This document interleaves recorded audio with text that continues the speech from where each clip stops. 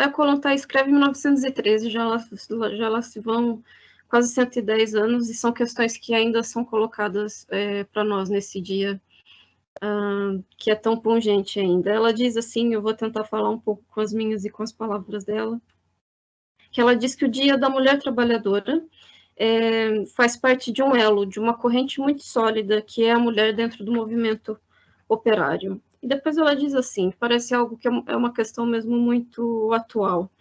No Dia da Mulher, as mulheres organizadas se manifestam contra a sua falta de direitos. Porém, alguns dizem, por que esta separação da luta das mulheres? Por que há um Dia da Mulher, panfletos especiais das trabalhadoras, conferências e comícios especialmente para as mulheres? E depois ela diz assim, porque, ao princípio, a classe trabalhadora não se deu conta de que a mulher trabalhadora é o membro mais discriminado, tanto legal como socialmente, dessa classe, de que tem sido golpeada, intimidada e acossada ao largo dos séculos, e de que, para estimular sua mente e seu coração, necessita de uma aproximação especial, de palavras que sejam próximas a ela, que elas entendam e que elas se sintam refletidas nessas palavras. Os trabalhadores não compreenderam imediatamente de que nesse mundo sem direitos de exploração, a mulher está sendo oprimida não só como trabalhadora, sim também como mãe, e obviamente como mulher. E ela vai dizer, no fim desse panfleto, que o Dia da Mulher é um dia que demora, é um dia meticuloso, e esse processo de enraizar essa perspectiva do que é a mulher trabalhadora é uma necessidade para que nós consigamos fazer uma união da causa da mulher trabalhadora e da própria classe operária. Portanto, achei que era interessante trazer essas palavras da Kollontai para iniciar essa nossa sessão.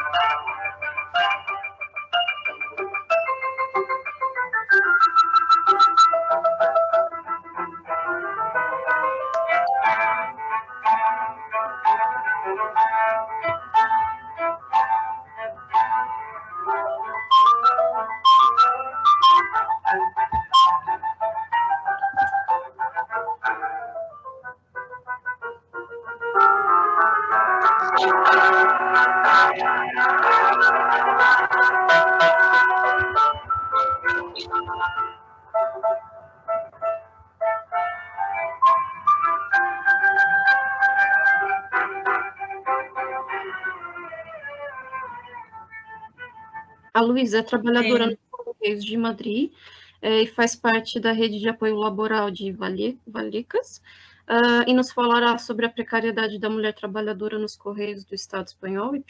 Trabajo en Correos y milito en un grupo de apoyo laboral aquí en el barrio donde vivo. Y la presentación de hoy pues viene un poco de una presentación que hicimos en nuestro grupo el pasado 8 de marzo. Entonces, bueno, primero iba a hablar un poquito de Correos en la pandemia, durante la pandemia. Hubo con posterioridad un temporal de nieve en toda la península, no sé si el año pasado, no sé si os afectó a vosotras también, en Portugal. Y luego sobre cuestiones estructurales de Correos. En los últimos años hemos atravesado por todas estas contingencias, la pandemia, el temporal, que vienen a sumarse a todas las anteriores, las condiciones precedentes que ya veníamos sufriendo en la empresa, que es de hecho, es una empresa multinacional de la logística que tiene presencia en Reino Unido, en Estados Unidos, en Portugal también y en China. Y últimamente se ha sumado Holanda.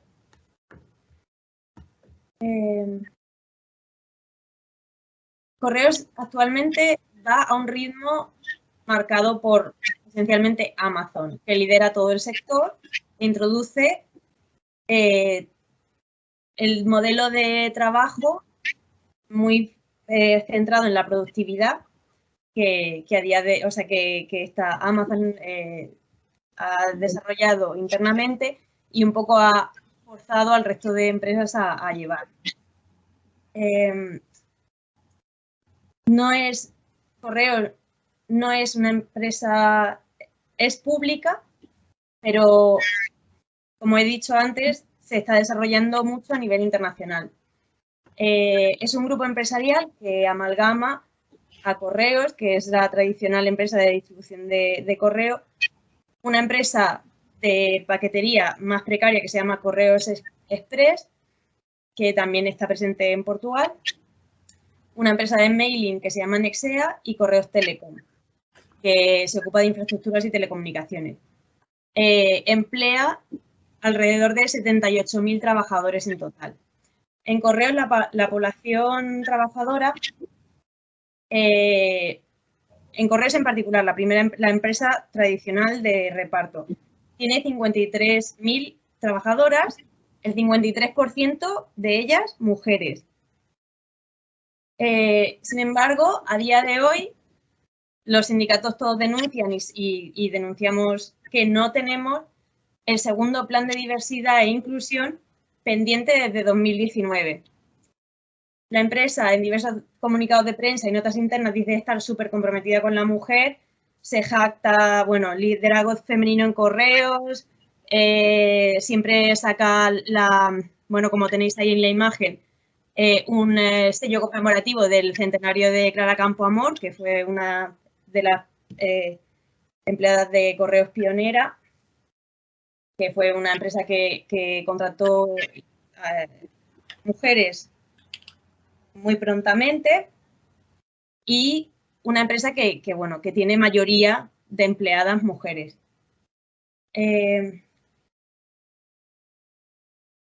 Sin embargo, no existe ningún documento en donde se plasme realmente ese compromiso ni con la mujer ni con el colectivo LGTBI. Correos publica con orgullo que en Telégrafo se contrató por primera vez y de manera muy temprana en relación al resto de la administración pública a una mujer, a la primera, en 1881. Y suele celebrarlo cada 8 de marzo, recordando a mujeres ilustres como Clara Campoamor, a la que se le debe que las mujeres pudieran votar en el año 33, o Consuelo Álvarez Pool, más conocida como la Violeta, que accedió a Correos en 1909. Pero no debemos olvidar que este salto a la administración pública de las mujeres, como lo califican los periódicos de la época, fue posible en tanto que éstas estaban cobrando menos salario que los hombres. O sea, la incorporación de la mujer se dio por una cuestión de que iban a cobrar menos salario que los hombres. Esto siempre se le olvida a la empresa comentarlo. Durante la pandemia ha habido un enorme cuestionamiento del compromiso de Correos que Correos muestra en los medios de comunicación, porque ha definido el carácter de las trabajadoras en Correos como esencial y ha obligado a asistir sin ningún tipo de medida de protección, ningún EPI se le conoce a la mascarilla. Entonces, hasta bien avanzado el mes de mayo del 2020, dejó una alta tasa de enfermas y contagiadas, con 5 muertas, 5 trabajadoras de Correos muertas por COVID, que hayamos podido contar, porque la empresa no ha publicado en ningún momento ningún dato ni de enfermas, ni de contagiadas, ni de nada. Entonces, básicamente, por WhatsApp teníamos que organizarnos para ver quién se enfermaba, quién no, y un poco así compartíamos la información que íbamos teniendo y los sindicatos se iban enterando a cuentagotas. O sea, de manera muy, muy precaria.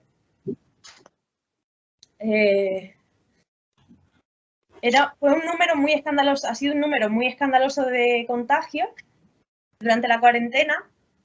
Y los medios de comunicación y las centrales sindicales situaban al colectivo de carteras como el segundo más afectado tras el personal sanitario. Se contabilizaba a 13.000 trabajadoras afectadas en correos por la COVID. Seguramente hayan sido más. El problema es que no hemos tenido acceso a unos datos reales y la empresa tampoco los ha facilitado. Sin embargo, este dato tan alarmante de la cantidad de enfermas y de casos positivos no hizo que las trabajadoras de correos entraran dentro del listado de personal prioritario al que vacunar. Y la empresa decidió que no nos iban a vacunar y, de hecho, no nos ha vacunado, desoyendo las reivindicaciones sindicales. Reportaban en un blog que gracias a que las compañeras se plantaron ante la situación de indefensión a la que se les estaba lanzando a trabajar, se acudía al centro de trabajo en días alternos. Algunas compañeras se pudieron adherir a ciertas medidas de conciliación para el cuidado de menores y dependientes, tales como cambio de horario, teletrabajo, etc.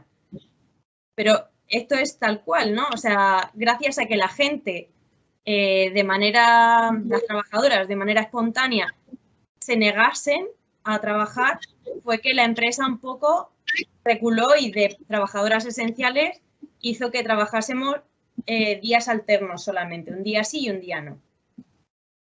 Con posterioridad, el temporal de Filomena causó también muchísimas situaciones de caos. La empresa no tomó una posición clara, así que hubo gente que se presentó, se accidentó. Estamos hablando de un temporal que dejó la ciudad de Madrid completamente colapsada con 1 metro y algo así de nieve. Inicialmente se nos obligó a salir al reparto, a trabajar, y dejó al criterio individual la decisión de no acudir al centro de trabajo. Entonces, sobre todo, eso desencadenó que, sobre todo, las trabajadoras temporales se vieran más obligadas a ir por su situación de indefensión y ante el miedo de tener una evaluación negativa en su expediente y que no las contrataran en adelante.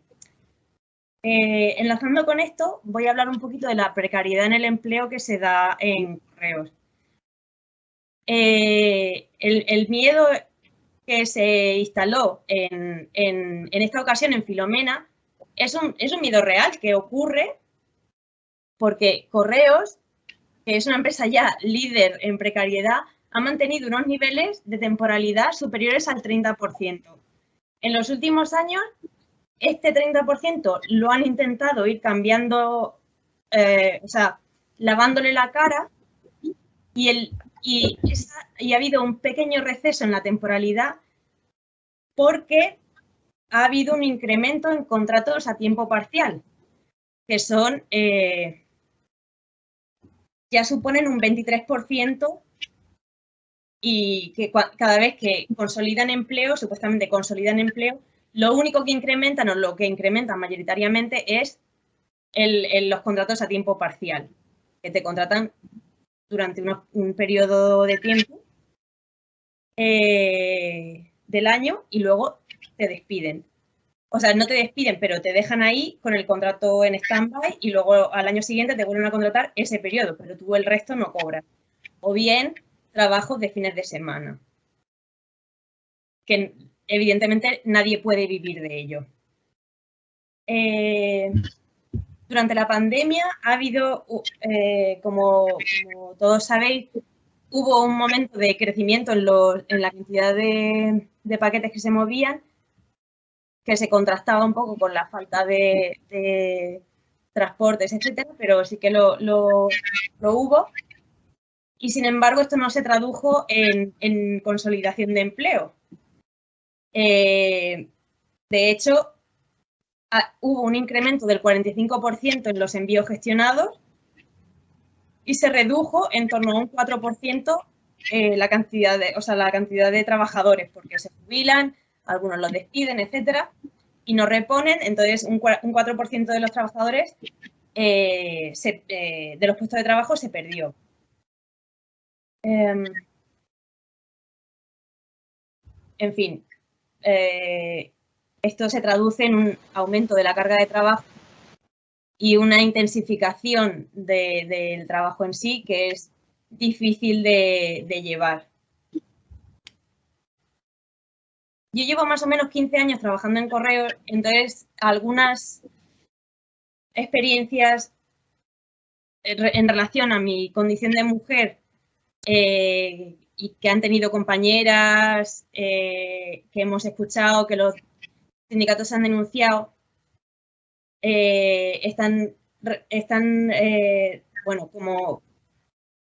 como indico ahí, se dan muchas veces casos de abuso por parte de jefatura, abuso sexual o directamente violaciones. Y hace 3 años unas cuantas mujeres se juntaron porque se dieron cuenta de que habían abortado porque les obligaban a trabajar, entonces presentaron 3 o 4 denuncias porque el trabajo les había causado abortos a varias mujeres. Si necesitáis las noticias, las tengo por aquí. Cuando empecé a trabajar en correos, me acuerdo que de una cosa que me marcó bastante, una compañera volvió del reparto terriblemente agitada, llorando, muy asustada. Y es que cuando estaba en un portal repartiendo el correo, un señor que estaba allí trabajando, pues la intentó violar dentro del portal. Entonces, bueno, no había plan de la mujer, no sabíamos cómo reaccionar. Le decíamos que denunciase, pero la chica era temporal, éramos todas temporales, entonces sabíamos muy poco cómo enfrentar eso. Y me acuerdo, bueno, pues que no hicimos nada finalmente, ¿no? Más allá de tratar de tranquilizarla y bueno, pues a este tipo de cosas se enfrentan muchas mujeres que trabajan repartiendo, ¿no? Pues un poco para dejar un par de cuestiones más marcadas en cuanto a reivindicaciones que las trabajadoras de correos podemos lanzar. Las mujeres las mujeres de correos reivindicamos 35 horas de jornada laboral sin perjuicio en el salario, mayor conciliación laboral y, bueno, mañana hay huelga convocada por el Día de la Mujer por parte del sindicato CGT. Entonces, mañana muchas de nosotras nos vamos a ir a trabajar pudiendo hacer una huelga efectiva. No sé cuánta gente la seguirá, normalmente no es mayoritario el seguimiento porque el resto de sindicatos mayoritarios no convocan. Pero reivindicar un 8 de marzo realmente en lucha, en el que se convoque una huelga efectiva y que paremos la producción, que razones no nos faltan. Muchas gracias a todas por escuchar.